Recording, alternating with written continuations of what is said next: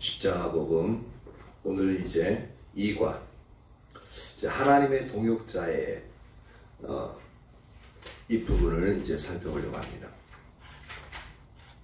지금껏 우리가 이제 1과에서 살펴봤던 것은 뭐였냐면 하나님과의 친밀한 교제에 대해서 살펴봤습니다. 하나님이 우리를 창조하신 목적도 우리를 구원하신 목적도 그렇게 모두가 우리를 하나님과의 친밀한 관계 가운데로 이끌기 위함이었는데, 그래서 우리의 하나님을 사랑하는 그 자리로 이제 우리를 이끄셨고요. 그리고 이제 두 번째 이제 2과로서는 이제 그럼 하나님께서 하나님의 친밀한 그 관계를 회복시키신 이후에 우리에게 원하시는 영역들이 있는데, 그게 바로 하나님의 동역자의 삶을 살기를 원하신다는 겁니다. 그래서 우리의 신앙생활에서 가장 핵심이 이제 하나님과의 친밀한 교제입니다. 또 하나의 중요한 핵심은 바로 하나님의 행하심을 보고 우리의 온 삶으로 동참하는 동역자의 삶입니다. 이 온 삶이라는 것은 이제 우리의 마음과 뜻과 힘을 다해 그렇게 이제 주님이 우리에게 말씀하신 그 삶을 따라서 이제 살아나가는 이 부분이 이제 동역자의 삶인데, 그래서 하나님은 우리를 창조하실 때부터 하나님의 동역자로 창조하셨지만 이 인간의 타락으로 인해서 인간은 그 하나님과 동역할 수 있는 그 특권을 잃어버렸습니다.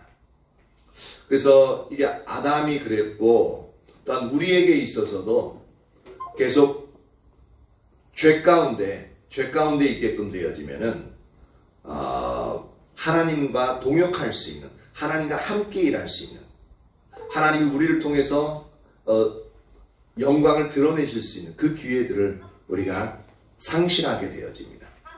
네.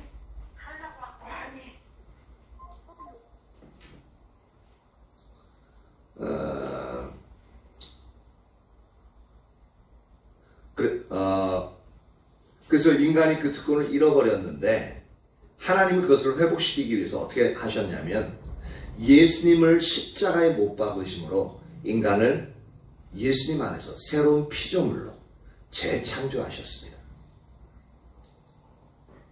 그래서 우리를 하나님의 동역자로 다시 삼으셨어요. 이게 하나님의 계획은 우리는 그냥 강하게 안 보이고 안 될 것 같으면은 아예 그냥 처음부터 이제 싹 잘라버리고 안 해버리잖아요. 근데 하나님은 우리보다도 고집이 더 세신 분이에요. 그 고집은 단순한 고집이 아니라 이대로 내버려두면, 우리 인간들을 이대로 내버려두면 영원한 죽음 가운데 빠질 수밖에 없는 존재이기 때문이고, 그리고 하나님은 전능하신 분이고 모든 오늘 오전에 배웠던 것처럼 모든 신위에 뛰어난 신이에요. 그리고 온 우주 만물을 창조하신, 그리고 온 우주 만물을 그분의 지혜와 능력으로 그 질서를 운행해 나가시는 그러한 분이기 때문에 하나님이 원래 한번 세우셨던 그 일들을 취소하지 않습니다. 이게 또 감사한 거예요. 만약에 하나님이 한번 그 계획 세우신 것을 취소하셨다, 사람들 보고 취소해버리면은 우리는 구원받을 여망이 없고 하나님과 함께 동행할 수 있는 그러한 소망이 사라져버립니다. 그런데 하나님은 그 하나님의 계획을, 한번 세우신 계획을 이제 반드시 이루어 가시는 분입니다. 물론 우리가 이제 불순종하고 동참하지 아니함으로 말미암아 그것을 이루는 데는 어떤 시간이 길어질 수 있습니다. 그렇다 할지라도 하나님은 시간에 구애받는 분이 아니에요. 왜냐하면 하나님은 영원 속에 계시기 때문에, 영원 전에 계셨고 영원 가운데 영원 후까지 계시는 분이기 때문에 시간에 구애받는 분이 아닙니다. 우리는 시간에 구애를 받는, 시간에 딱 제한된 시간 가운데 있는 존재이기 때문에 시간이 상당히 우리에게 큰 부분으로 다가오지만 하나님은 시간에 구애받는 분이 아니기 때문에 아무렇지 않습니다. 그래서 하나님이 계획하신 것은 하나님이 이루시는 거죠. 그래서 하나님이 우리를 구원하셔서 다시 하나님의 동역자로 삼으셨습니다. 그럼 첫 번째 천지창조에 나타난 하나님의 의도를 우리가 살펴보려고 합니다. 먼저 성경 창세기부터 먼저 읽어볼까요? 창세기 1장 26절에서 28절입니다. 창세기 1장 26절에서 28절.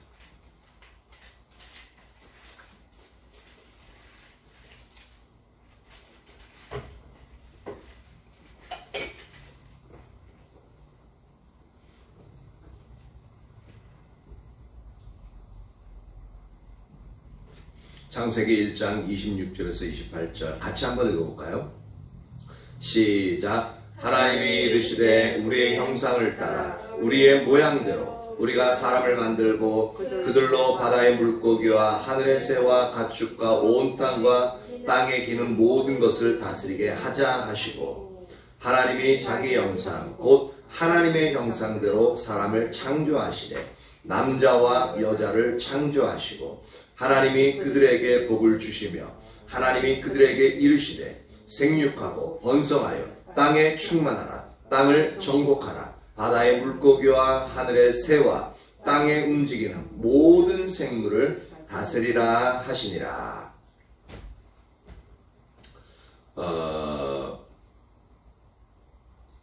하나님은 맨 처음 아담을 창조하실 때부터 그를 하나님의 목적을 위한 동역자로 창조하셨습니다. 즉 뭐냐면 우리가 전에 살펴봤던 것처럼 하나님은 아담을 창조하셔서 하나님과 친밀한 관계를 맺는 가족으로 창조하셨다고 그랬잖아요. 그리고 그러면 이제 그 사랑의 관계를 나누고 하나님의 뜻을 알고 하나님이 원하시는 것을 안 다음에 이제는 하나님이 이 땅 가운데서 그 아담과 함께 일한 하나님의 일들을 같이 이루어가는 그러한 일에 아담을 참여시키기 위해서 하나님의 목적을 이루어가기 위한 동역자로서 아담을 창조하셨다는 겁니다. 이 부분이 우리에게 좀 선명하게 비추어졌으면 좋겠습니다. 우리도 하나님이 우리를 구원하심에 있어서 어떻다고요? 하나님의 일들, 하나님이 행하신 그 일, 주권적인 일들에 우리로 하여금 동참하도록 하기 위해서 하나님의 동역자로서 우리를 다시 재창조하신 거군요. 구원하셨다는 말은 이전의 모습으로 우리를 되돌이켰다는 얘기입니다. 그러니까 재창조라는 의미예요. 새로운 피조물. 그래서 어떻게 한다고요? 하나님의 일에 하나님의 목적에 동참하기 위한 부분이죠. 이 부분이 우리에게 선명히 깨달아졌으면 좋겠습니다. 왜냐하면 하나님의 일에 그 놀라운 온 우주 만물을 창조하신 그 하나님이 행하시는 그 일, 그 놀라운 그 일, 하나님만이 하실 수 있는 그 일에 저와 여러분 모두가 동참하도록 하기 위해서 우리가 어떻게 됐다고요? 다시 재창조되어 즉 구원받았다는 이것이 너무너무 놀라운 일이고 너무 감격스러운 일이에요. 근데 이렇게 얘기해도 그 감격이 느껴지십니까? 안 느껴지죠. 그냥 그런가 보다. 쉽게 느끼려면은 갑자기 막 예배드리고 있는데 대통령 보좌관이 딱 와가지고 목사님 이 교회 이제 이 사랑 이 영광이라고 있습니까? 그래서 있다고. 그들을 대통령께서 직접 이제 선출하셔서 하나님의 귀한 일에 좀 이제 미래의 인재로서 육성해서 하나님 나라의 귀한 일들을 위해서 이들을 선택하셨습니다. 그래서 이 사랑이와 영광이가 이 나라를 위한 그 일에 동참한 것을 허락해 주시겠습니까? 라고 묻는다면 어떨까요? 아니면 여러분이 한 분 한 분이 그 일에 뽑힘을 받았다고 생각해 보십시오. 상당히 영광스러운 일이죠. 그렇죠? 나라의 대통령이 직접 와가지고 그 얘기를 하는 거예요. 하물며 온 우주 만물을 창조하신 하나님께서 우리를 직접 구원하시고 아담을 창조하셔서 그 놀라운 그 일에 우리 인간을, 우리 한 사람 한 사람을 그 주님의 영광스러운 일에 동참케 하셨다. 이것이 저와 여러분 모두에게 온전히 깨달아지기를 축복합니다. 이게 깨달아지면은 막 그 일들에 설레게 될 것이고 우리의 모든 것을 그렇게 드려도 우리의 특권으로 알아서 기쁨으로 그 일에 동참하게 되어질 겁니다. 진짜 이 부분이 저와 여러분 모두에게 선명히 비춰지기를 축복합니다. 그래서 우리는 이러한 하나님의 의도를 아담을 창조하신 기록에서 살펴볼 수 있죠. 그래서 먼저 하나님은 사람을 창조하시고 그 이름을 아담이라고 부르십니다. 근데 아담이란 말은 원래 이 히브리어 아담은 그 뜻이 사람이라는 뜻입니다. 그러니까 재밌는 게 뭐냐면 하나님은 사람을 창조하셨어요. 사람을 창조하시고 뭐라고 그래요? 사람아 라고 부르시는 겁니다. 그러니까 이것과 똑같아요. 하나님은 강아지를 창조하시고 강아지야 라고 부르는 거예요. 약간 좀 우습죠. 개를 창조하시고 개야 라고 부르는 거예요. 그럼 왜 아담, 그러니까 사람을 창조하시고 그 이름을 사람이라고 부르셨냐라는 거죠. 다른 이름으로 부르실 수 있었는데 상당히 멋진 이름으로 부르실 수 있었는데 왜 사람을 만드시고 사람이라고 부르셨냐라는 거죠. 여기에는 두 가지의 하나님의 계획과 의도가 있습니다. 첫 번째는 뭐냐면 하나님이 그러니까 사람을 만드시고 사람이라고 불렀잖아요. 그래서 하나님이 모든 사람의 대표로 아담을 창조하셨다는 겁니다. 하나님이 모든 사람, 앞으로 아담을 통해서 태어날 모든 사람의 대표자로서 아담을 창조하신 부분을 우리가 볼 수 있습니다. 그래서 아담을 향한 하나님의 계획과 의도를 우리가 살펴보면 모든 사람을 향한 하나님의 계획과 의도를 살펴볼 수 있습니다. 왜? 아담은 모든 사람의 대표자니까. 또한 하나님은 두 번째로 아담이라고 부르신 부르신 이유가 뭐였냐면 하나님은 아담을 이 땅에서 하나님을 대표하는 자로 창조하셨습니다. 하나님을 대표하는 자로서. 즉 하나님은 하나님을 대신하여 혹은 대표하여 이 땅을 다스릴 자로 아담을 창조하셨다는 겁니다. 이게요 또 얼마나 큰 의미인지 모릅니다. 하나님을 대신한다. 하나님을 대표한다. 이게 얼마나 큰 영광과 능력이 아담에게 주어진지 모릅니다. 즉 우리 인간에게 얼마나 큰 하나님을 대표하고 우리는 이제 예수님을 대표하는 예수님과 하나님을 대표하는데 이 예수님을 대표하는 즉 하나님을 대표하고 대신하는 자로서 우리가 창조되었다, 구원받았다. 이게 얼마나 큰 영광이며 얼마나 큰 놀라운 일인지 모릅니다.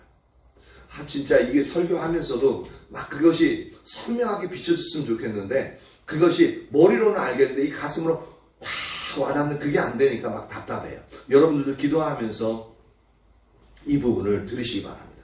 오전에도 설교하는데 하나님은 우리의 예배를 받으실 그 유일한 홀로 우리의 예배를 받으실 홀로 합당하신 분이다라고 하면서 하나님이 어떠한 분인 것을 쭉 설명을 하는데 지식적으로는 그 설명하고 이해는 돼요. 근데 이것이 설명하기 그 놀라우신 하나님, 설명하는 그대로의 하나님을 보면서 이게 안 되니까 막 그 마음에 답답하고 그냥 이게 듣는 사람도 그렇고 전하는 사람도 그냥 그런가 보다 라는 그 부분 때문에 막 답답하고 그러니까 제대로 설명이 안 되니까 막 답답하고 막 이제 막 안타까운 그 영역이 너무나도 컸거든요. 지금도 이제 얘기하는데 하나님을 대표하는 자로서 인간을 어떻게 했다고요?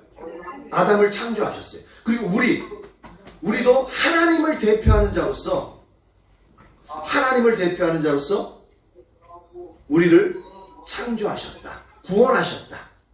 이 영역이 우리에게 있어서 이것이 선명히 비춰져야 되는데 이것이 안 되니까 막 답답한 것 같아요. 그래서 지금 이 시간 저와 여러분 모두에게 이 영역이 선명히 비추어지기를 예수님의 이름으로 축복합니다. 아멘. 진짜 이것이 비춰지면은 상당히 이렇게 되게 신나요. 신나고 우리의 존재, 자존감 이것이 얼마나 높아지는지 모릅니다. 우리는 그런 존재니까. 우리는 하나님을 백으로 가지고 있고 우리는 하나님을 대표하는 자, 예수님을 대표하는 자로서의 그 능력, 그 권세를 가진 자, 그리고 그 책임을 가진 자로서 딱 이제 존재하게끔 되어지는데 그게 얼마나 놀라운 건지 모릅니다. 그러면요 우리가 삶을 살아가는 데 있어서 지금처럼 안 살아갑니다. 이게 저와 여러분 모두에게 선명히 비춰지기를 예수님으로 축복합니다. 다시 한번 강조해서 축복합니다.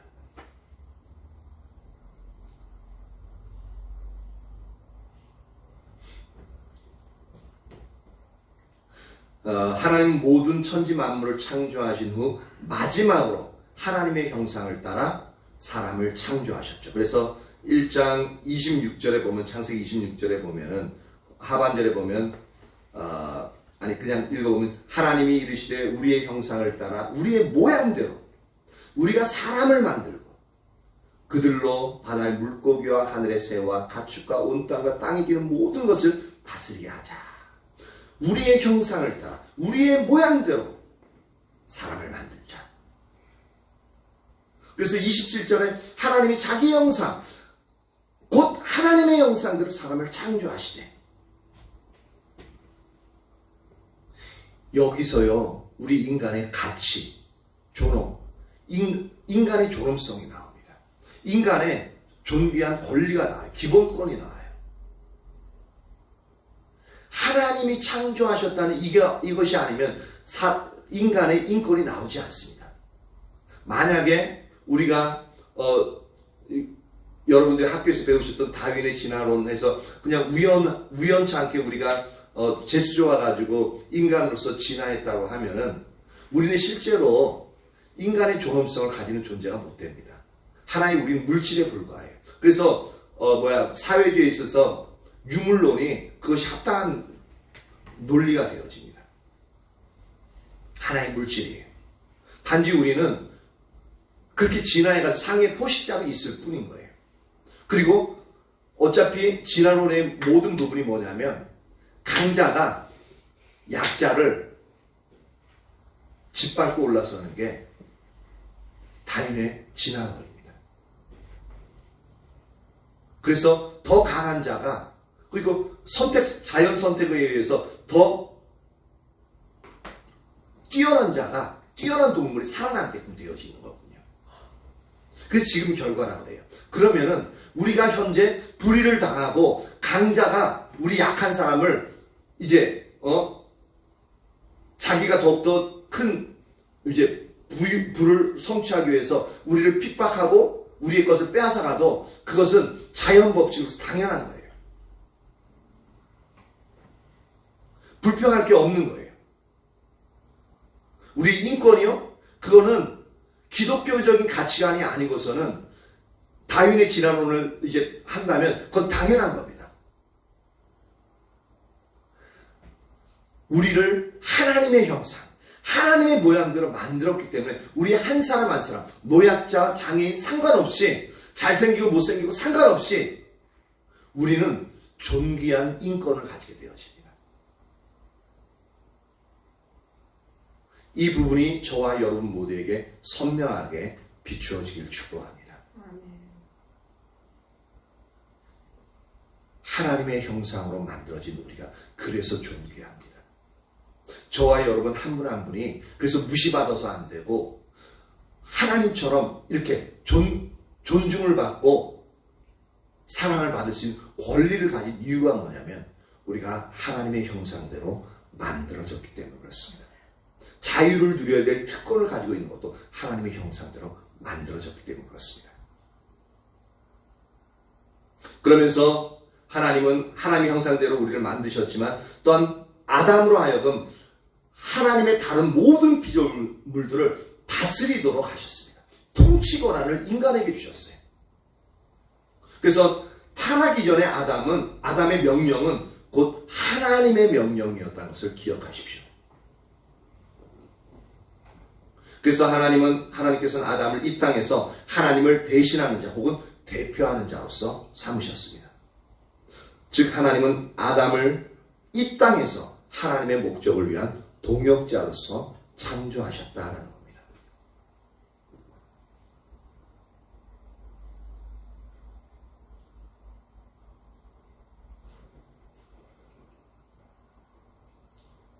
우리가 예수님을 믿음으로 말미암아 다시 중생한, 즉 새로운 피조물이 되어진, 재창조되어진 우리도 하나님을 대표하는 자요, 예수님을 대표하는 자요. 그래서 다시 잃어버렸던 하나님의 통치권, 우리가 범죄함으로 말미암아 잃어버렸던 그 하나님의 통치권을 우리가 다시 되찾게 되어집니다. 근데 이 되찾은 통치권을 언제 잃어버리냐면 우리가 하나님의 말씀을 지키지 아니할 때, 우리가 범죄할 때 우리에게는 통치권들이 사라지게끔 되어집니다. 그럼 그 통치권을 어떻게 다시 회복하느냐? 우리가 주님의 십자가를 붙잡고 주님 용서해 주십시오, 주님의 보혈을 나를 덮어 주십시오. 그래서 지속적으로 주님의 십자가를 붙들고 주님 앞에 설 때에 우리의 통치권은, 잃어버렸던 통치권들은 지속적으로 회복되어질 수 있습니다. 그런데 이 통치권은 하나님께서 부여주신 이 땅을 지배하고 다스리는 권세가 아담에게 최종적으로 이양되었기 때문에 하나님이 아니라 아담이 그 지배권을 다른 이에게 넘겨줄 수 있을 정도였습니다. 그 증거는 이제 누가복음 4장에서 나오는데, 이 사실을 보면은 하나님의 의도가 이 땅에서만큼은 사람을 통해서 일하시기로 작정하셨다는 것을 볼 수가 있습니다. 하나님은 이 땅에서 단독적으로 일하실 수 있어요. 단독적으로 일하셔서 인간들이 하는 거 보니까 지지부진해가지고 예수님이 빨리 오시고 싶어가지고 예수님 직접 너희 모두들 내가 구원자니까 너희들 다 믿어, 그러면 그 한마디만 하셔도요 모든 인간들이 예수님을 믿을 수 있습니다. 근데 하나님 그렇게 하시지 않고 이 땅에서만큼은 사람을 통해서 일하시기로 작정하셨다라는 겁니다. 누가복음 4장 5절에서 7절 봅니다. 누가복음 4장 5절에서 7절.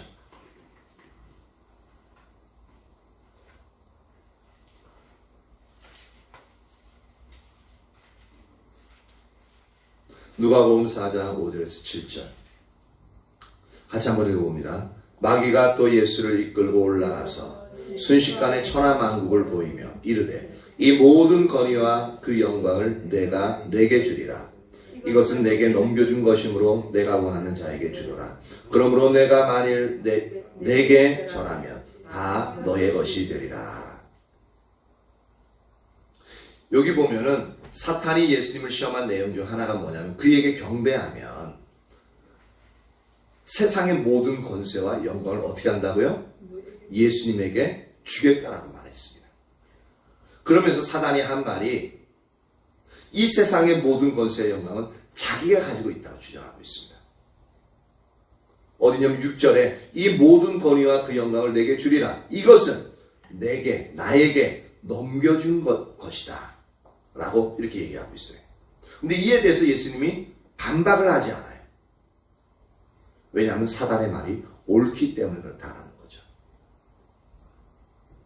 그래서 성경은 사탄을 어떻게 부르고 있냐면 고린도후서 4장 4절에는 이 세상의 신이다라고 부르고 있고요. 요한복음 12장 31절은 이 세상의 임금이라고 표현하고 있습니다. 혹은 에베소서 2장 2절에는 공중의 권세 잡은 자로 표현하고 있습니다. 근데 이 권세가 원래는 하나님께서 아담에게 주신 권세예요. 근데 한번 생각해 보십시오. 하나님이 아담에게 주신 권세가 사단에게 넘어가서 지금 인간들을 좌지우지하면서 붙잡고 있잖아요. 근데 그 권세가 엄청나게 크잖아요. 다시 한번 생각해 보면 하나님이 아담에게 주신 권세가 얼마나 큰 권세인지 알 수가 있다는 겁니다. 아까 전에 잠깐 살펴봤지만 아담의 타락하기 이전에 아담의 말들은, 아담의 명령은 하나님의 명령과 동일했다고요. 그것이 얼마나 컸던 건지 지금 사단이 우리를, 이 땅을 다스리는 그 권세자로서 있는 걸 보면은 알 수가 있다는 겁니다. 그런데 우리가 예수님을 믿음으로 말미암아, 즉 하나님께서 예수님을 십자가에 못 박으심으로 말미암아 우리를 다시 재창조하셔서 잃어버렸던 그 하나님의 통치권을 우리에게 다시 회복시켜 주셨다라고 얘기했죠. 근데 그 권세가, 우리가 사용할 수 있는 그 권세가 얼마나 놀라운 거냐면, 우리가 예수의 이름으로 사단의 세력, 귀신의 세력을 명령하면은 사단의 세력이, 귀신의 세력이 쫓겨나고, 예수의 이름으로 병든 자를 손을 얹고 기도하면 어떻게 되어져요? 그 질병이 낫는, 그러한 놀라운 권세가 우리에게 주어졌다는 겁니다. 이것이 선명하게 깨달아져서 이 하나님께서 우리에게 주신, 다시 회복해 주신 이 놀라운 통치의 권세, 통치권을 저와 여러분 모두가 예수의 이름으로 그렇게 활발하게 아주 일상적으로 사용할 수 있는 저와 여러분 되어지길 예수님 축복합니다.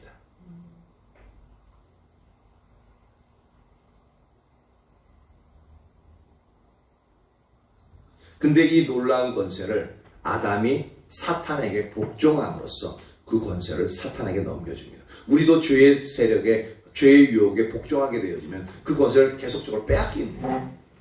근데 이것을 한번 빼앗기면 다시 못 찾는 게 아니라, 감사한 것은 우리가 다시 주님께 회개하고 돌이키면 다시 그 권세를 이제 찾아올 수 있다는데 하나님의 은혜가 우리에게 떠나지 않고 있습니다.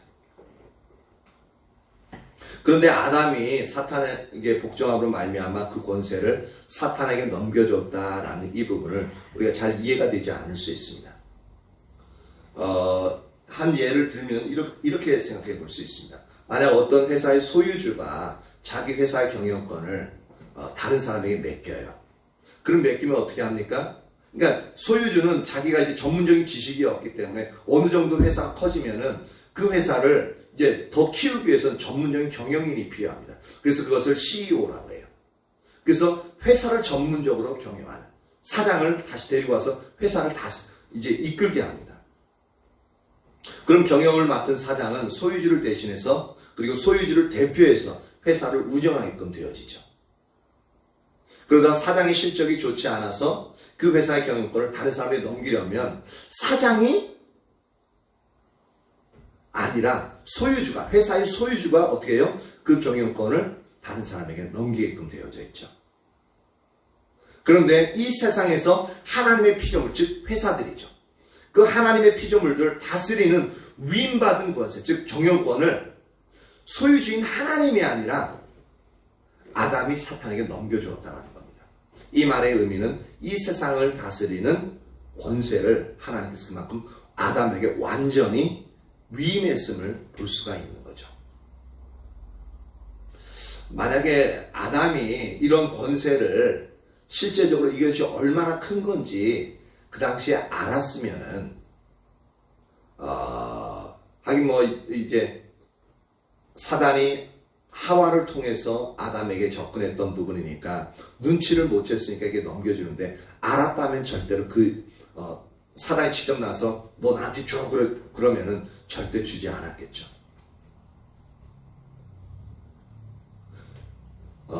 이렇게 아담이 사단에게 이제 이렇게 넘겨줄 수 있을 만큼 이렇게 이제 완벽하게 이 땅을 다스리는 권세를 아담에게 위임하셨다는 이 의미는 뭐냐면, 하나님 그만큼 아담을 통해서, 즉 아담을 동역자로 삼아서 이 땅에서 하나님의 목적을 이루시길 원하셨다는 겁니다.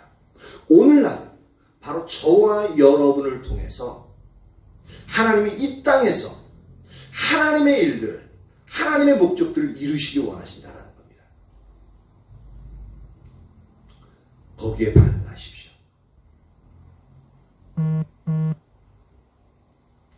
그 하나님의 일, 그 놀라운 하나님의 일에 저와 여러분 모두가 반응했으면 좋겠습니다. 근데 반응하려면 기본적으로 기본적으로 우리가 해야 될 부분이 우리가 처음에 배웠던 하나님과의 친밀한 관계를 회복해야 합니다. 그래야만 그 친밀함 가운데 하나님이 우리에게, 우리 각자 한 사람 한 사람에게 원하시는 영역들을 우리에게 선명히 비추어 주십니다. 그래야 그 일이 무엇인 줄 알고 우리가 동참할 수 있겠죠. 그래서 동역자의 삶은 항상 하나님과의 친밀한 사랑의 관계를 항상 전제로 하고 있습니다. 그래서 진짜 내가 하나님과의 친밀한 하나님의 동역자로서 이 땅에서 하나님을 기쁘시게 하는 삶을 진짜로 살고 싶다면 가장 먼저는 하나님의 친밀함을 회복하시고 그 가운데서 이제 하나님이 한마디 한마디 하실 때마다 순종함으로 말미암아 그 순종하는 것 자체가 하나님의 놀라운 그 일에 동역하는 삶을 살아가는 것이죠.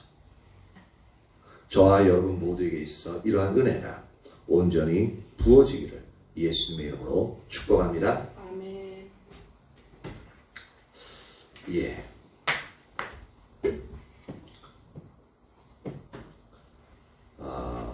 찬양 한 곡